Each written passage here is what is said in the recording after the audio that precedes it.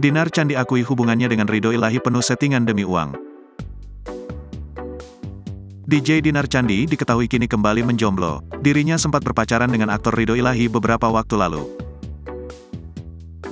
Akan tetapi hubungan keduanya kandas di tengah jalan. Pasangan tersebut juga sering diberitakan putus nyambung beberapa kali. Akhirnya Dinar Candi mengakui bahwa hubungannya dengan Ridho Ilahi sebelumnya memang banyak settingan. Hal itu ia lakukan semata-mata agar Ridho Ilahi mendapat penghasilan tambahan. Itu kan dulu seperti itu karena demi dia kan.